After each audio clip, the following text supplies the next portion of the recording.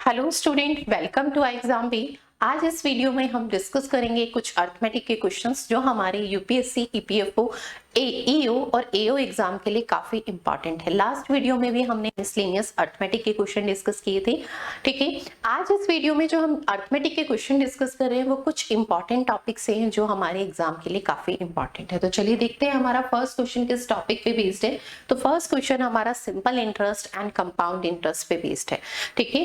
तो देखिए यहाँ पे क्या दिया है, simple interest earn on a amount of 1500 rupees at a rate of R% per annum after 4 years is 240 rupees. Find the simple interest earned on a amount of 1600 at a rate of R plus 5% per annum after 3 years. हमें first condition के according दिया है 1500 rupees हमारा principal है जिसपे R rate of percent see, ठीक है। 4 year का जो सिंपल इंटरेस्ट है ना वो 240 रुपीज है।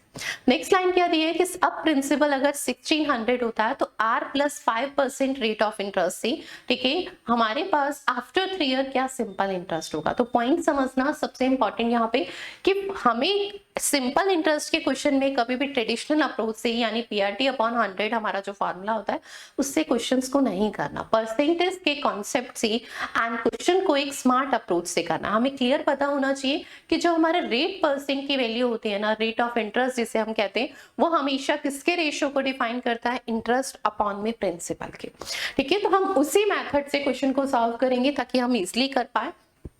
तो हमें ये पता है कि R की वैल्यू क्या होगी, तो R की value is simple interest upon में प्रिंसिपल। पर पॉइंट समझना, ये जो रेशियो होता है ये ओनली फॉर 1 ईयर होता है। हमारे पास 4 ईयर का इंटरेस्ट 240 गिवन है, तो क्या हो गया, 4 ईयर का इंटरेस्ट 240 है तो 1 ईयर में कितना इंटरेस्ट मिलेगा, डिवाइडेड बाय 4 इज 60 रुपीज। तो इंटरेस्ट इज 60, प्रिंसिपल इज 1500, ठीक है, इनटू में 100। तो रेट परसेंट हमारा कितना आ जाएगा, 0 से 0 कैंसिल, 3 से मिनिमाइज 2 टाइम 3 से मिनिमाइज 2, तो आपका 50 से 100 इज 2, तो रेट ऑफ इंटरेस्ट इज 4%। अब new rate of interest point समझना, वो हमारे पास क्या हो जाएगा, ठीक है। तो न्यू रेट ऑफ इंटरेस्ट या R1 की वैल्यू अगर मैं कहूँ तो आपके पास R प्लस में 5 है, R की वैल्यू इज 4, तो R प्लस 4 प्लस 5 इज 9%। अब पॉइंट समझना, वही सेम हम पीआरटी अपॉन 100 नहीं।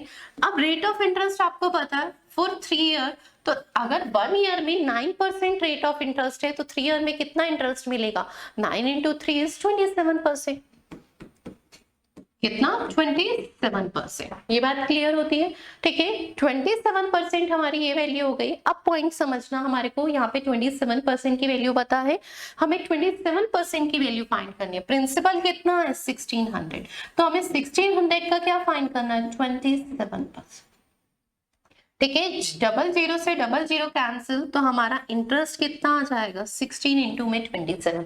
इस क्वेश्चन का आंसर आप लोग कमेंट बॉक्स में देंगे। यूनिट डिजिट सबकी सेम है 2, ठीक है। तो हमें जाहिर सी बात है कैलकुलेशन कैलकुलेट करके ही आंसर बताना होगा, तो आंसर इसका आप लोग कमेंट बॉक्स में देंगे। चलिए next question is, a shopkeeper marks the price of a mobile phone at a rate of 6000 and give discount 10%. He also gave a pen drive worth his 600 rupees free with the mobile phone and actually earned a profit of 25% by selling a mobile phone. Find the cost price of phone. हमें यहाँ पे देखिए क्या, एक mobile phone है, उसकी MRP given है and उस पर 10% का डिस्काउंट दिया जाता है, और इस मोबाइल फोन को सेल करते वक्त ना 25% का प्रॉफिट अर्न किया जाता है, और इस मोबाइल फोन की कॉस्ट हमसे पूछी जा रही है। पर पॉइंट समझना, कॉस्ट के साथ साथ हमें यहाँ पे एक चीज और कही गई है, जब इस मोबाइल फोन को सेल किया जा रहा था तो 600 रुपीज वर्थ की एक पेन ड्राइव फ्री दी जा रही है, तो वो भी उसकी कॉस्ट पे ही इंक्लूडिंग पार्ट होगा, ठीक है। तो यहाँ पे सबसे पहले हमें क्या दी है, MRP मोबाइल फोन की, और वो कितनी है 6000, ठीक है। और इस पे 10% का क्या है, डिस्काउंट। तो 6000 पे 10% का डिस्काउंट, 6000 का 10% इज 600, तो यहाँ से सेलिंग प्राइस हमारे पास आ जाएगा। सेलिंग प्राइस कितना आएगा, 5400, ठीक है। इसका 6000 का 10% 600 हमने डिडक्ट कर दिया। अब देखिए हमारे पास सेलिंग प्राइस है, अगर हमें कॉस्ट प्राइस फाइंड करना है तो परसेंटेज प्रॉफिट इज 25%, तो सेलिंग प्राइस किसके इक्विवेलेंट होगा, 125 के, ठीक है। तो यानी 5400 जो है वो किसके इक्विवेलेंट है, 125 के। तो उससे मैं डिवाइड कर रही हूँ, मुझे फाइंड क्या करना है, कॉस्ट प्राइस, तो 100 यूनिट इज कॉस्ट प्राइस, उससे मल्टीप्लाई फाइंड करने के लिए इसे सिंप्लीफाई करेंगे तो ये 5 टाइम्स, ये 4 एंड 5 से इसे सिंप्लीफाई करेंगे 1 टाइम एंड फिर 0, फिर 40 इज 8 टाइम्स 1080। इसके मल्टीप्लाई करूंगी 4000, ठीक है 4000 एंड इसके 80 के 4 से तो 4320। तो हमारे पास कॉस्ट प्राइस कितना आ गया 4320 रुपीज। पर पॉइंट समझना 4320 रुपीज जो है ना वो मोबाइल फोन की कॉस्ट नहीं है, mobile phone plus pen drive total मिला के कॉस्ट होगी हमें, क्योंकि यहाँ पे क्या कहा गया एक 600 रुपीज की क्या है पेन ड्राइव भी फ्री दी गई है, तो यानी वो भी इसकी कॉस्ट में इंक्लूडिंग होगा। तो हम इसमें से क्या कर देंगे 600 रुपीज डिडक्ट कर देंगे, तो मोबाइल फोन की एक्चुअल कॉस्ट आ जाएगी। जब हम इसे डिडक्ट करेंगे तो देखिए 20, ठीक है 13 में से 6 is 7 एंड ये 30, तो हमारे पास कितना आया 3720, जो हमारा ऑप्शन नंबर सेकंड है। चलिए नेक्स्ट क्वेश्चन देखते हैं। तो एक्चुअल मोबाइल फोन की कॉस्ट इज 3720, ना कि आपके पास 4320। Next question is in a college 37.5 of the total student are girls and 62.5% are, ठीक है girls and 75% boys are scholarship holder. Find the percentage of student did not get this scholarship.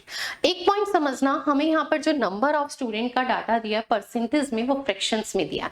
तो first जो हमारे पास है 37.5 जिसकी fraction is 3/8। Next अगर मैं कहूँ तो 62.5 जिसकी फ्रैक्शन इज 5/8 एंड 75 जिसकी फ्रैक्शन इज 3/4। तो मैं यहाँ पे टोटल नंबर ऑफ स्टूडेंट जो एज्यूम करूंगी या तो इनका मल्टीपल हो, ठीक है, या इनका एलसीएम हो। हम अगर मल्टीपल देखें तो 8 8 जा 64 एज्यूम कर लें तो कैलकुलेशन कहीं ना कहीं 2 टाइम्स कैलकुलेट करके हमारी वैल्यू सेटिस्फाई होगी। तो मैं टोटल नंबर ऑफ स्टूडेंट कितने एज्यूम कर लेती हूँ, तो टोटल नंबर ऑफ स्टूडेंट, ठीक है 64।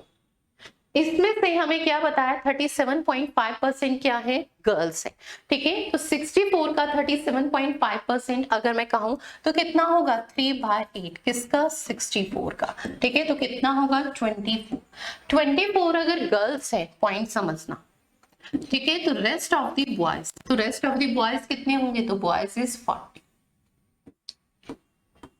ठीक है। अब इसमें से देखिए क्या कहा है 62.5% girls and 75% are scholarship holder. Find the student did not get scholarship. तो जिन्होंने स्कॉलरशिप नहीं ली है वो हमें बताना है।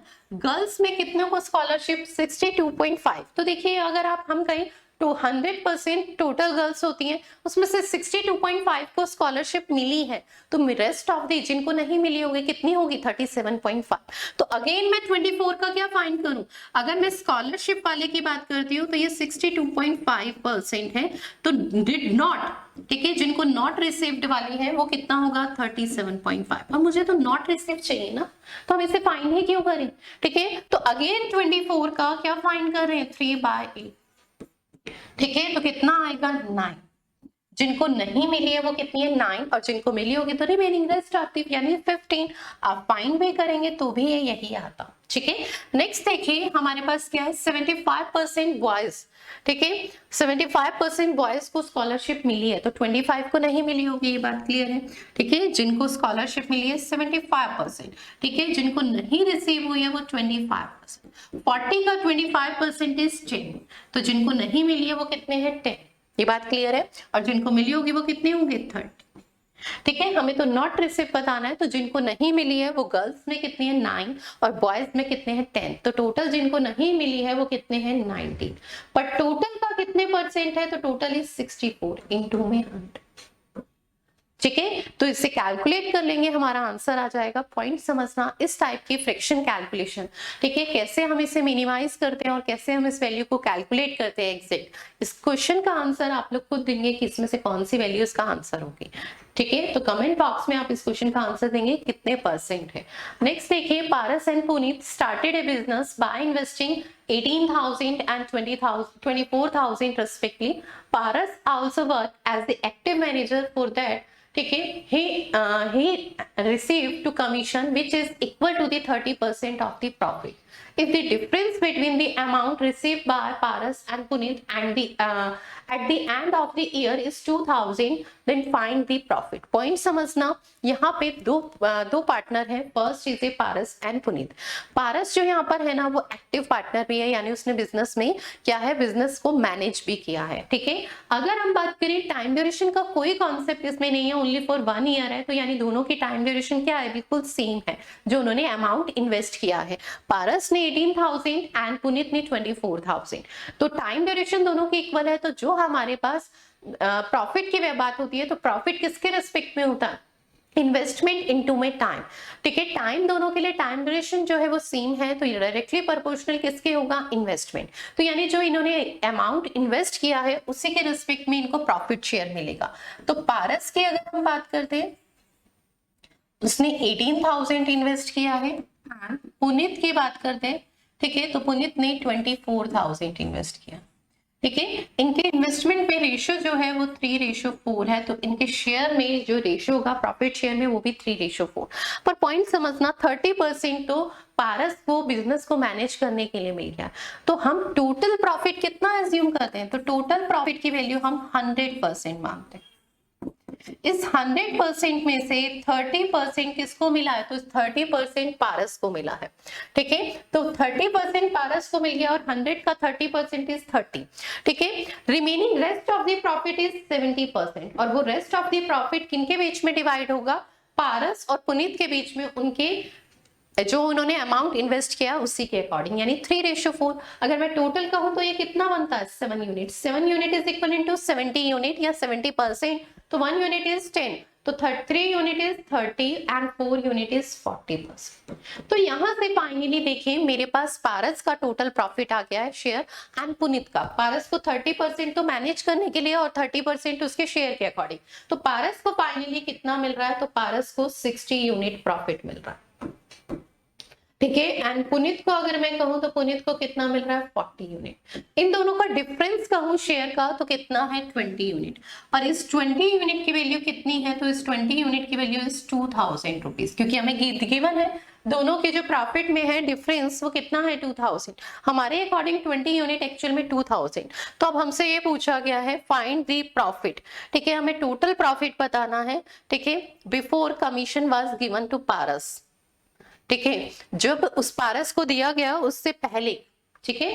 तो यहां से हमें ये जब उसे कमी, तो ये इसका ये बताइए कि हम 10 यूनिट की वैल्यू फाइंड करेंगे, यानी 100 यूनिट की, या फिर हम 70 यूनिट की वैल्यू फाइंड करेंगे, ठीक है। तो इस क्वेश्चन का आंसर आप लोग कमेंट बॉक्स में देंगे कि आंसर क्या आएगा, ठीक है। 30% हम डिडक्ट करके वैल्यू फाइंड करेंगे या फिर उसी में से ऑप्शन हम चूज करेंगे, ठीक है। तो इसका आंसर आप लोग कमेंट बॉक्स में देंगे। चलिए में हम लेके आएंगे अर्थमेटिक के ही इंपॉर्टेंट क्वेश्चन। तो मिलते हैं नेक्स्ट वीडियो में। Thank you so much.